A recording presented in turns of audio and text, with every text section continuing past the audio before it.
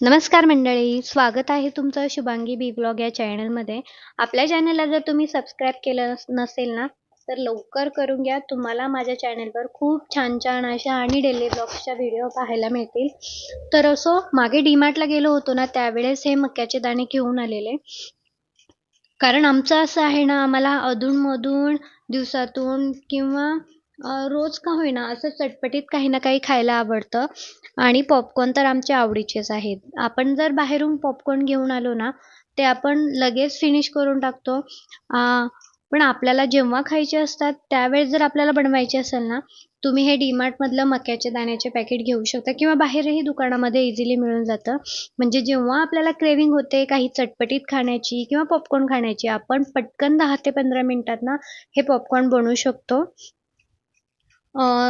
तर खूप easy recipe आहे त्याची. कुकरमध्ये थोडंसं तूप, हळद, मीठ टाकून छान असे मक्याचे दाणे टाकले ना, 5-10 मिनिटात ना असे छान असे पॉपकॉर्न रेडी होतात. तर असो पॉपकॉर्न रेडी केल्यानंतर अ, बराच वेळ हा विचार करण्यात गेला, की उद्याच्या जेवणासाठी काय बनवायचं. फ्रीजमध्ये पाहिलं तर मला एक फ्लॉवरचा कांदा दिसला. आता म्हटलं हाच कापून व्यवस्थित त्याचं निसून टिपून उद्याच याची भाजी बनवूयात. कारण काय होतं ना, उद्याच्या जेवणामध्ये किंवा टिफिनमध्ये काय बनवायचं हा विचार करण्यापासून किंवा ही भाजी ठरवण्यापासून तर त्या भाजीची तयारी करण्यापर्यंत ना ह्या सगळ्या गोष्टी आपल्याला आदल्या दिवशीच कराव्या लागतात.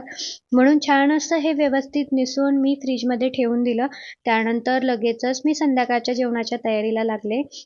भाजीचं वाटण मी ऑलरेडी करून ठेवलेलं, कारण माझं फिक्स होतं की मला आज मसाला वांगं करायचं. पण वांगी कापल्यानंतर त्यातलं फक्त एकच वांगं चांगलं निघालं, बाकीच्या वांग्यांमध्ये थोडीशी कीड निघाली. म्हणून मग त्याच्यामध्ये बटाटे मिक्स केले आणि जो काही मसाले वांगे बनवायचा प्लॅन होता तो रहित झाला आणि मग छान असा मिक्स मी वांगे आणि बटाट्याची भाजी बनवली.